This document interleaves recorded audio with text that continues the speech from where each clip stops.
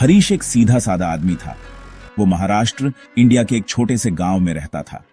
हर रोज वो अपने छोटे से फार्म पर कड़ी मेहनत करता था। उसकी बीवी और 2 बच्चे ही उसकी दुनिया थे। इस साल बारिश बहुत कम हुई थी। उसके गांव के पास वाली नदी सूखने लगी थी। उसके पौधे प्यासे थे और उसका दिल चिंता से भारी था। उसे पानी का कोई नया सोर्स ढूंढना था। गांव के बड़े बुजुर्ग और गहरे कुएं खोदने की बात कर रहे थे।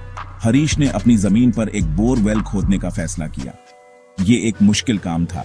उसके पास उसकी मजबूत बाजू और पक्का इरादा था। उसने सुबह सवेरे खुदाई शुरू कर दी। सूरज ऊपर चढ़ता गया, उसकी पीठ पर तप रहा था। जमीन सख्त थी और प्रोग्रेस धीमा था। उसके माथे से पसीना बह रहा था, लेकिन हरीश अपनी प्यासी फसलों के बारे में सोचते हुए खोदता रहा। एक दोपहर उसका फावड़ा किसी सख्त चीज से टकराया। ये किसी पत्थर से टकराने की आम आवाज नहीं थी। वो घुटनों पर बैठा और ध्यान से अपने हाथों से मिट्टी हटाने लगा। उसे कुछ भूरे रंग की घुमावदार चीज दिखी। उसने और खोदा और टूटे हुए मिट्टी के बर्तनों के कई टुकड़े निकाले। वो बहुत पुराने लग रहे थे। हरीश ने जितने भी शार्ड्स उसे मिले सब जमा कर लिए। मिट्टी मोटी थी और उस पर हल्के निशान थे। उसने उन टूटे हुए टुकड़ों को घर ले जाने का फैसला किया। शायद वो उन्हें साफ कर सके। जब हरीश अपने घर पहुंचा तो सूरज डूब रहा था। वो दिन भर की खुदाई से थक गया था। उसकी बीवी ने उसका स्वागत किया। कुएं के बारे में चिंतित थी। उसने उसे टूटे हुए मटके के टुकड़ों के मिलने के बारे में बताया। उसने उन शार्ड्स को उनके मेन कमरे के एक कोने में रख दिया। डिनर सादा था और जल्द ही पूरा परिवार सो गया। देर रात हरीश की आंख खुली। कमरा बहुत अंधेरा था। फिर उसने कोने से एक हल्की सी लाइट आती देखी। पहले तो उसे लगा कि शायद कोई जुगनू होगा, लेकिन लाइट अलग थी, सॉफ्ट और पल्सिंग। वो धीरे धीरे कोने की तरफ बढ़ा। लाइट उन मटके के शार्ड से आ रही थी। हर टुकड़े के टूटे हुए किनारे एक सॉफ्ट वार्म सुनहरी लाइट से चमक रहे थे। लाइट नाच रही थी और झिलमिला शिमर्ड रही थी, जिससे कोना मैजिकल लग रहा था। हरीश ने ऐसा कुछ पहले कभी नहीं देखा था। उसने अपनी आंखें मली, ये सोचकर कि शायद वो सपना देख रहा है, लेकिन वो टिमटिमाते ट्विंकलिंग शार्ड्स असली थे। हरीश काफी देर तक वहीं खड़ा बस देखता रहा। उसे इन टूटे हुए टुकड़ों से एक कनेक्शन महसूस हुआ। उन शार्ड से आती टिमटिमाती ट्विंकलिंग लाइट जैसे हरीश को बुला रही थी। उसे उन्हें छूने की एक जबरदस्त इच्छा हुई। उसने चमकते हुए टुकड़ों में से एक उठाया। वो उसकी हथेली में वार्म महसूस हुआ। उसके किनारों की चमक थोड़ी और तेज हो गई। एक इंस्टिंक्ट से गाइड होकर हरीश ने उन शार्ड्स को जमाना शुरू किया। हर टुकड़ा आसानी से अपनी जगह पर बैठ गया। ये काम बिल्कुल नेचुरल और सिंपल लगा। जैसे ही उसने आखिरी शार्ड लगाया, हवा में एक सॉफ्ट हमिंग साउंड भर गई। चमकते हुए किनारे आपस में फ्यूज हो गए। टूटने का कोई निशान नहीं बचा। मटका फिर से पूरा हो गया, शान से खड़ा था। ये एक प्राचीन बर्तन वेसल था, अपनी सादगी में एलिगेंट। हरीश उसे हैरानी, अमेज्ड से देखता रहा। वो जानता था कि यह कोई मामूली मटका नहीं है। हरीश को एक प्रैक्टिकल जरूरत महसूस हुई। दिन भर की खुदाई ने उसे बहुत प्यासा कर दिया था। उसने नए बने हुए मटके को देखा। वो ब्यूटीफुल था, पर क्या वो यूजफुल था? क्या उसमें पानी रुक सकता था? उसने पता लगाने का फैसला किया। उसने ध्यान से मटका उठाया। वो स्टर्डी और स्ट्रांग था। उसने उस मैजिकल मटके में थोड़ा पानी डाला। मटका अब फुल था। हरीश ने सीधे उसी से एक घूंट पानी पिया। पानी का स्वाद इनक्रेडिबली क्लीन और फ्रेश था। उसे अपने थके हुए शरीर में एनर्जी वापस आती महसूस हुई। उसने कुछ अजीब देखा। मटके के अंदर पानी का लेवल जरा भी कम नहीं हुआ था। वो अब भी ऊपर तक लबालब भरा हुआ लग रहा था। हरीश उस मैजिकल मटके से अपनी बीवी के किचन के पौधों पर पानी डालने लगा। वो डालता रहा। पौधे पूरी तरह से भीग गए थे, फिर भी मैजिकल मटका अब भी कंप्लीटली फुल था। उसने अपनी बीवी को बुलाया, जो नींद में आंखें मलती हुई बाहर आई। दोनों ने मिलकर उसे और टेस्ट किया। उन्होंने कई बकेट्स भरी, इतनी कि एक छोटा खेत सींचा जा सके। लेकिन हर बार जब उन्होंने देखा, मैजिकल मटका पानी से भरा ही रहता था। वो कभी खाली नहीं होता था। उससे एंडलेस पानी मिलता था। उन्होंने हैरानी से एक दूसरे को देखा। यह सचमुच एक मिरेकल था। कभी खाली ना होने वाले मटके की ये इनक्रेडिबल डिस्कवरी हरीश के दिमाग पर भारी पड़ने लगी। उसने इसके होने को सीक्रेट रखने की कोशिश की, लेकिन इसका अजूबा इतना बड़ा था कि संभाला नहीं जा रहा था। उसके ख्याल उन कहानियों की तरफ जाने लगे जो उसकी दादी उसे सुनाया करती थी।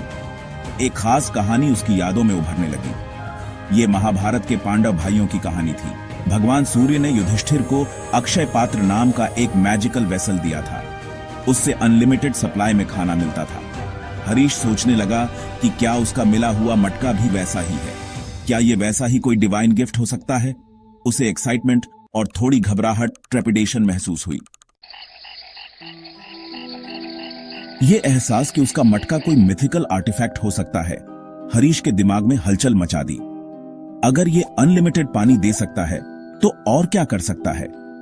उसने ध्यान से सोचा कि मटके को और कैसे टेस्ट किया जाए। फूड एक आइडिया था, लेकिन एंडलेस पानी पहले ही एक बहुत बड़ा ब्लेसिंग था। उसका मन गोल्ड पर आकर रुका। गोल्ड की कीमत हर जगह थी। हरीश के पास सोने का बस एक छोटा सा टुकड़ा था, एक पुरानी बाली का छोटा सा फ्रैगमेंट। उम्मीद से कांपते हाथों से उसने सोने का वो छोटा टुकड़ा निकाला। उसने सोने का वो छोटा टुकड़ा मटके में डाल दिया। उसकी गहराई से एक सॉफ्ट सुनहरी लाइट धड़कने, पल्स्ड लगी। हरीश ने सावधानी से मटके में झांका। जो उसने देखा उससे उसकी सांस रुक गई। मटके का तला अब सोने के कई टुकड़ों से ढका हुआ था। हर एक उस छोटी बाली के फ्रैगमेंट की बिल्कुल रेप्लिका था। वहां दर्जनों, शायद सैकड़ों हल्के हल्के चमक रहे थे। हरीश ने मटके में हाथ डाला और मुट्ठी भर सोने के टुकड़े निकाले।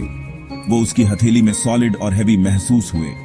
जैसे ही उसने मुट्ठी भर सोना निकाला, मटके के अंदर और सोने के टुकड़े आ गए। मटका कंटिन्यूअसली सोना बना रहा था।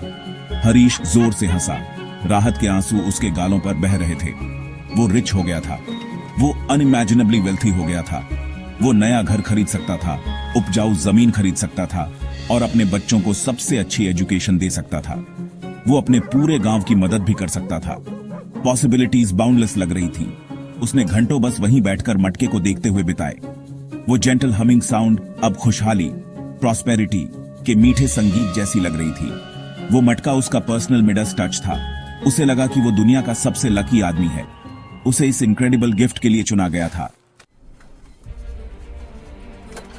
शुरुआती खुशी के बाद हरीश मटके और उसकी पावर के बारे में और गहराई से सोचने लगा। यह सिर्फ उसके और उसके परिवार के लिए दौलत का सोर्स नहीं था। यह मटका इन्फिनिट गोल्ड बना सकता था। ऐसी पावर तो लगभग गॉड लाइक थी। एक बेचैनी, अनीज उसके मन में आने लगी। क्या होगा अगर दूसरे लोगों को मटके का सीक्रेट पता चल गया? ग्रीडी इंडिविजुअल्स या पावरफुल क्रिमिनल्स इसे छीनने की कोशिश कर सकते हैं। मटका बहुत बड़े कॉन्फ्लिक्ट की वजह बन सकता था। लोग इसे पाने के लिए झूठ बोल सकते हैं, चीट कर सकते हैं, स्टील कर सकते हैं और किल भी कर सकते हैं। मटका भयानक दुख, सफरिंग और केओस ला सकता था। दुनिया ऐसी चीज के लिए तैयार नहीं थी जो अनलिमिटेड रिसोर्सेज बना सके। उसे पुराने ग्रंथों, एंशिएंट टेक्स्ट की कहानियां याद आईं। अक्सर जिन कैरेक्टर्स को बड़ी पावर मिलती थी, उन्हें पता चलता था कि इन गिफ्ट्स के साथ छुपे हुए खतरे भी आते हैं। डिवाइन गिफ्ट्स अक्सर कैरेक्टर का टेस्ट होते थे। क्या ये मटका उसके लिए वैसा ही कोई टेस्ट था? ऐसे आर्टिफैक्ट को रखने की रिस्पॉन्सिबिलिटी बहुत बड़ी महसूस हो रही थी। वो गोल्ड का इस्तेमाल अच्छे के लिए कर सकता था, पर क्या वो इसे गलत हाथों में जाने से बचा सकता था? इस सीक्रेट का बोझ उसे बहुत परेशान कर रहा था। उसे एहसास हुआ कि कुछ पावर्स इतनी बड़ी होती हैं कि कोई एक इंसान उन्हें संभाल नहीं सकता। हरीश काफी देर तक बैठा अपने ख्यालों से जूझता, रेस्टलिंग रहा। उसने मैजिकल मटके को देखा, एंडलेस गोल्ड का सोर्स। लेकिन दौलत की इमेज के साथ साथ उसे पोटेंशियल कॉन्फ्लिक्ट के काले साए भी दिखे। उसका दिल भारी था, लेकिन उसका माइंड क्लियर था। वो जानता था कि उसे क्या करना है। एक गहरी सांस लेकर उसने एक भारी लोहे का हैमर उठाया। उसे पहले हुए मिरेक्युलस रीअसेंबली से पता था कि सिर्फ इसे तोड़ना काफी नहीं होगा। उसे यह पक्का करना था कि इसे दोबारा कभी जोड़ा ना जा सके। उसने उस ब्यूटीफुल ग्लोइंग मटके पर मारा।